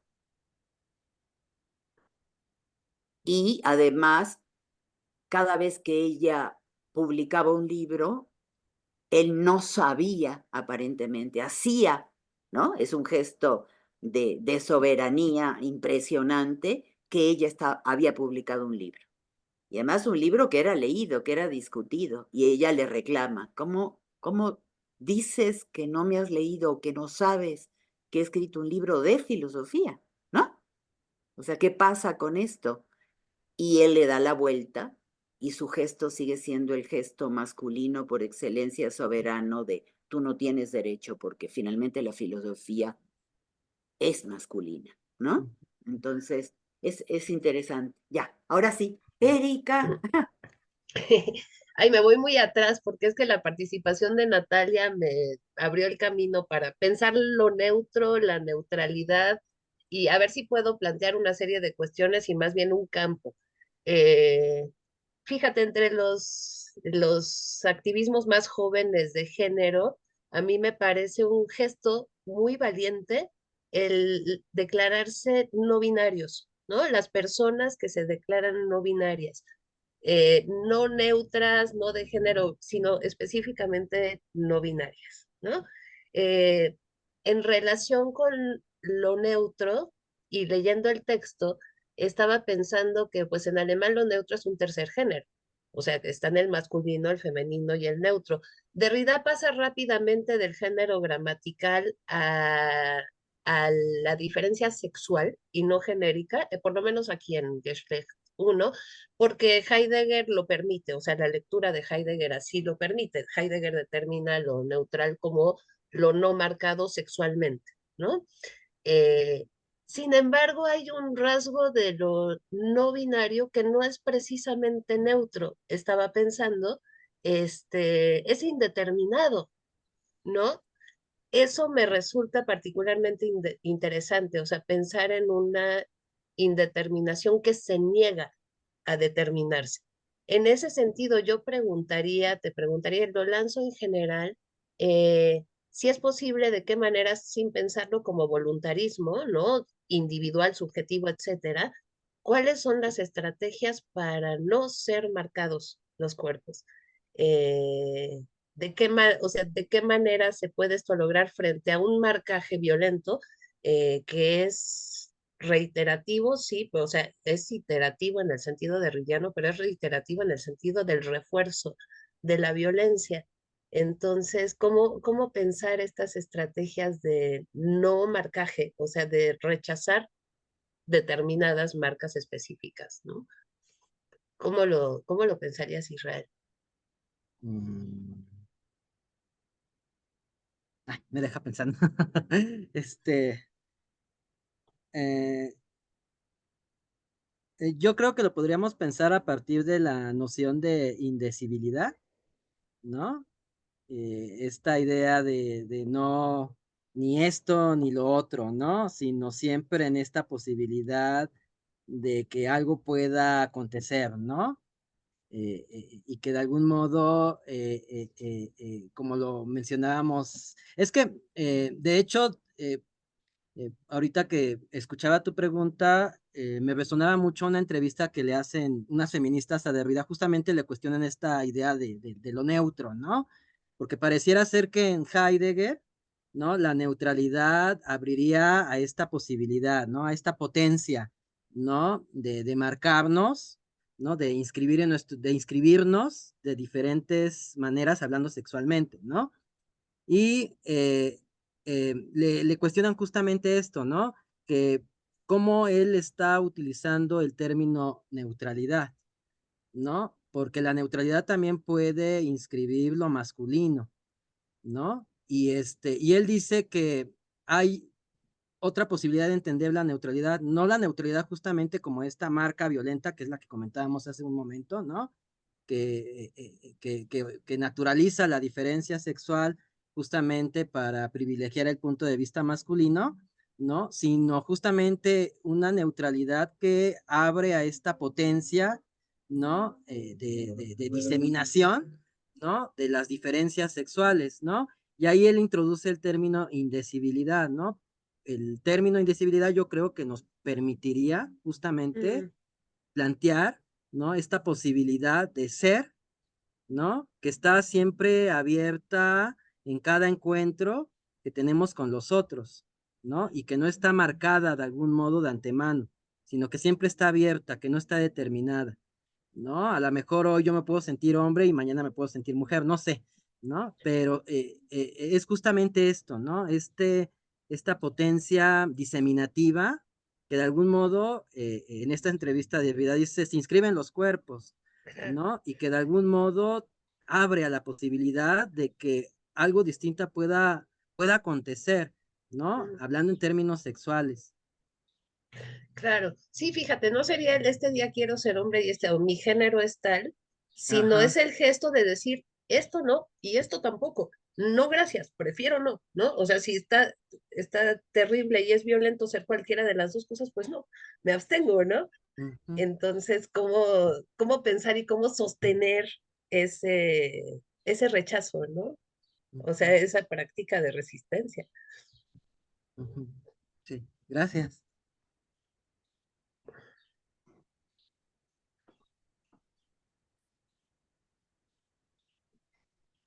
Ay, Arturo, creo que voy yo. Sí, hola a todos. Hola Israel, muchas gracias por tu presentación. Eh, Oye, a mí me surgieron algunas dudas cuando leí el texto, como a todos, y sobre todo una que es como la más acuciante. Era cómo se relaciona la dispersión trascendental y la Geworfenheit, eh, que entiendo que es ser arrojado. ¿Qué relación tienen con la temporalidad, la espacialidad y el lenguaje? Es decir, ¿podrías explicar un poco más la dialéctica entre estos conceptos? ¿Cuál es el modo por el que se da la diferencia desde lo neutro? Y si esta relación antecede a todo biologismo, como Derrida lo comenta, ¿no? ¿Qué lugar tendría, por ejemplo, las ciencias de la vida entre el discurrir a lo largo de la vida a la muerte, ¿no? Y estas mismas ciencias de la vida que nos determinan normativamente y legalmente, ¿no? No sé si podrías un poco ahondar en esto. Ujú. Sí, de hecho ya no llegué a esa parte, pero lo que ahí está diciendo, bueno, la lectura que hace Derrida de Heidegger es que la dispersión, la diseminación y la disociación, que son términos que aparecen en el texto, no son características contingentes del Dasein, que pueden ser explicadas en términos accidentales, ¿no? Sino que son constitutivas de su estructura originaria y que marcan tanto su corporalidad como em, marcan tanto su corporalidad como la sexualidad determinada fácticamente. O sea, este poder diseminativo no es un accidente en el Dasein, sino que de algún modo es su marca constitutiva, ¿no? Tomando en consideración lo que acababa de comentar hace unos momentos, respondiendo a la pregunta de la profesora Erika, ¿no? Es justamente esta diseminación la que abre a la multiplicidad, ¿no? A la diversificación, ¿no? A la posibilidad de que no, nos podamos, vamos a decirlo así de este modo, no sé si es lo correcto, ¿no? De que de algún modo los cuerpos puedan diversificarse, ¿no? En ellos está esta posibilidad de diversificarse y de vivir su sexualidad de maneras diversas, ¿no? O sea, este carácter diseminativo del Dasein no es algo fáctico, sino forma parte de su propia estructura en tanto posibilidad, que es lo que planteábamos también hace hace unos momentos, ¿no? Y bueno, la lectura que da ahí también Derrida,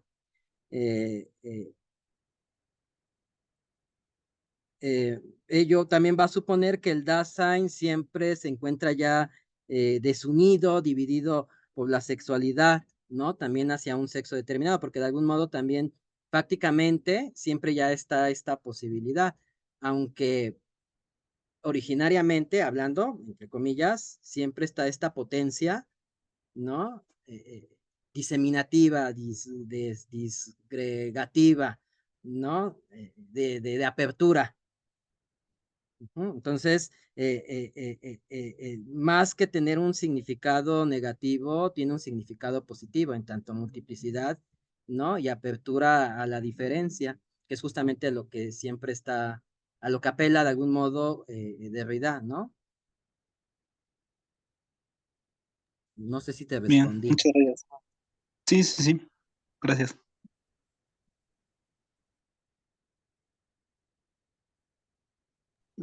Bueno, como nos estamos acercando a la 1, que es nuestra hora final, sonó muy fuerte, ¿no? Me refiero que nuestras sesiones duran 2 horas. No sé si quieras agregarnos algo más, Israel. Yo, por este prurito medio extraño que tengo, la palabra origen me causa problemas, ¿no? Ujú. Entonces, sabemos que muchos de los filósofos leídos por Derrida utilizan esa noción. Sabemos que él la retoma para llevarla hacia otros ámbitos deconstructivos distintos, cada vez que la vuelve a utilizar. Pero en esta sesión has utilizado varias veces esta noción en relación con el Dasein heideggeriano. Y como me preocupa, yo te diría que sería interesante en lo que nos has leído que quedara claro que la forma en que Derrida lee es para decir que no hay un origen asignable en el Dasein y que no debemos confundir origen o la cuestión del origen, si es que es una cuestión, una interrogación o un problema, con la cuestión de lo constitutivo, del famoso exterior constitutivo que él ha utilizado en varias ocasiones. Sin duda, Derrida no habla exactamente así, es Laclau el que al leerlo, ¿no? Habla del exterior constitutivo derridiano, simplifica este uso para dar cuenta de que lo constitutivo no es originario. Claro, habría que explicarlo.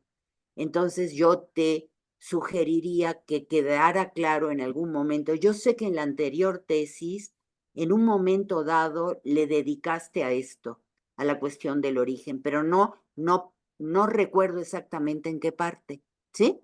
Sin Sí. embargo, me parece que ahora convendría que lo retomaras, ya sea citándote a ti mismo, pero que quede claro que lo constitutivo o lo constituyente, que no necesariamente son sinónimos, no tendría que ver con este origen, ¿no? Aun cuando este origen no tenga fundamento, o sea, sea un fundamento vaciado, ¿no? Como lo maneja Heidegger. Pero sería interesante, ¿no?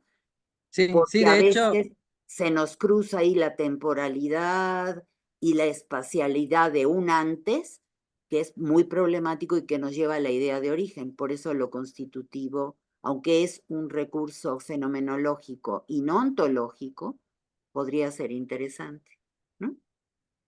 sí, de hecho, es uno como de los problemas que uno se encuentra al leer cuando uno se enfrenta a este texto, porque sí, como que causa un problema ahí en la lectura, ¿no? Porque Derrida menciona esta cuestión del originario, ¿no? De lo constitutivo, etcétera, y pareciera ser que se está contradiciendo, ¿no? Ujú, Pero lo pone entre comillas, entonces ya cuando lo pone entre comillas, algo está diciendo, ¿no? Pero sí, ujú. yo creo que sí es importante aclarar. Aclararlo. ¿no? Te conviene porque Ujú, vas a ser leído por mucha gente que no ujú, necesariamente ha leído todo Derrida, ni mucho menos. Entonces, como siempre sucede en los exámenes de doctorado, entonces sí conviene que tú dejes en claro que esto sí lo comprendes a cabalidad, ¿no? ujú, Porque a mí me sigue pareciendo importante, porque suele confundirse ujú, cuando se habla de lo constitutivo o lo constituyente con una serie de elementos, ¿no? No es ontología, no es fenomenología de manera completa y cabal en Derrida, es un manejo muy particular de la lectura deconstructiva, pero sí conviene dejar eso, pues lo más claro que se pueda, aunque siempre van a saltar preguntas, ¿no? ujú, No solo van a saltar, nos van a asaltar estas preguntas, ¿no? Y esto es interesante, o sea, no es una cuestión, hablabas tú de la indecidibilidad, justamente nos asalta, ¿no? Igual que la différence, que nos asalta, ¿no? No es un asunto que voluntariamente estés tú decidiendo de manera soberana, está ahí ujú, y no sabemos si está fuera. Para mí no tiene que ver con trascendencia, pero los gringos lo están leyendo así últimamente a Derrida y están metiendo este término en las discusiones filosóficas contemporáneas del norte y me parece preocupante porque Derrida prefiere la noción de más allá de, y no de trascendentalidad, que sería interesante dejar en claro también, ujú. porque esta es una lectura norteamericana y ojo, ¿no? Con eso.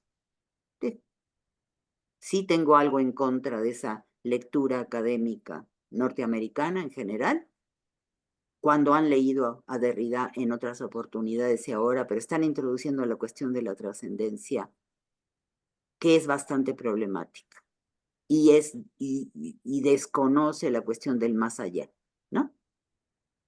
Que implica cierto tipo de movimiento interesante, tanto temporal, espacial, como movimiento sin más. Entonces, bueno, y ya.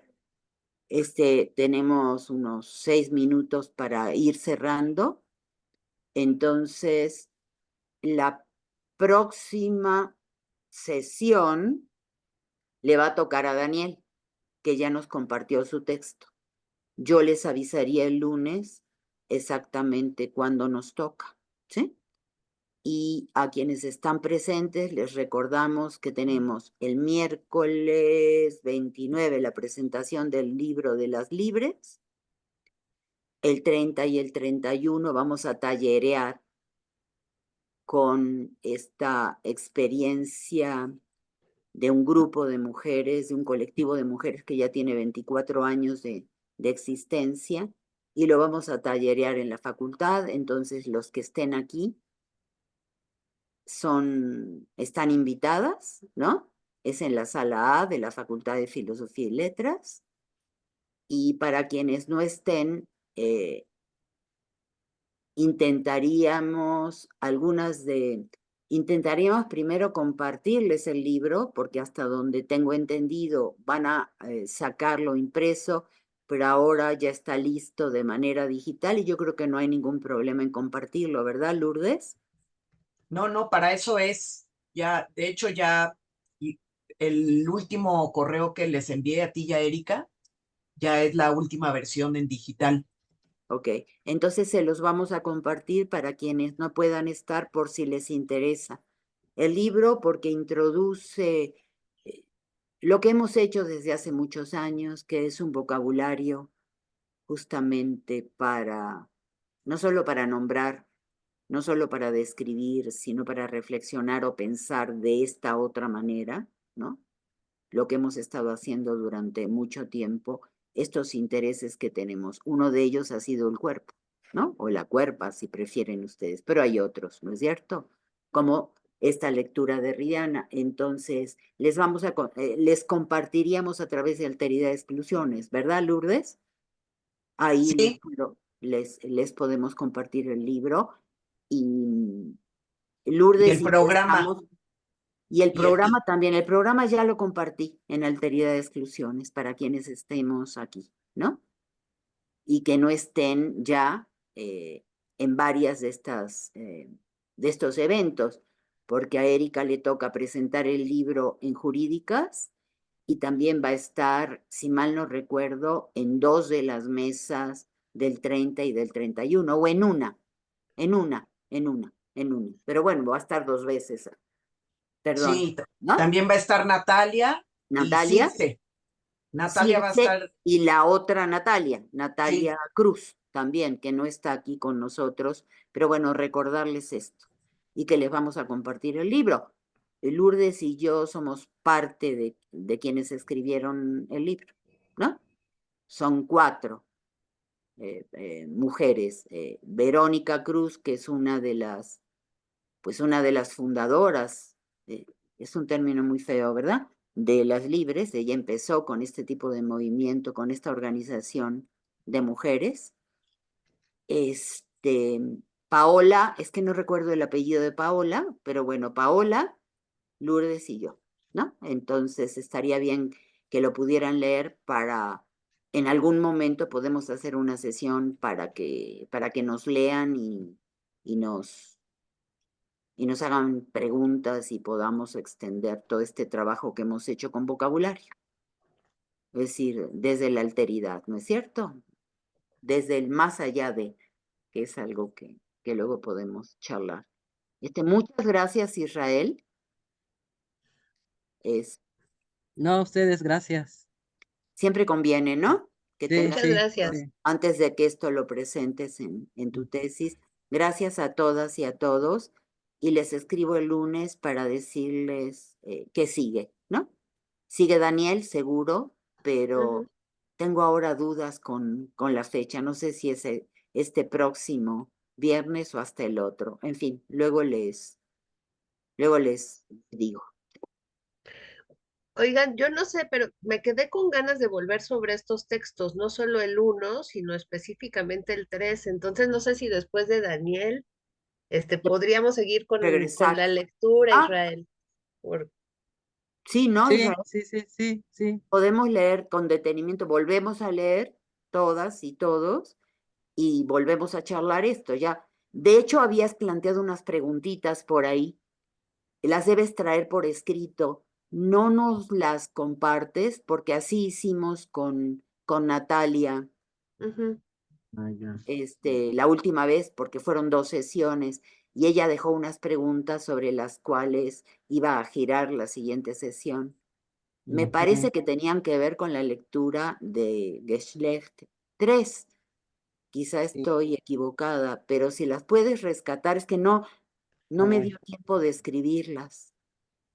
Intenté empezar y me quedé con la primera palabra de todas las preguntas. Y luego la puedes compartir. No te preocupes ahorita, ok, es para las que busco. nos la mandes en algún momento. Y si no, bueno, volvemos a leer el texto y después de la presentación de Daniel, seguimos discutiendo sobre esta lectura, ¿no?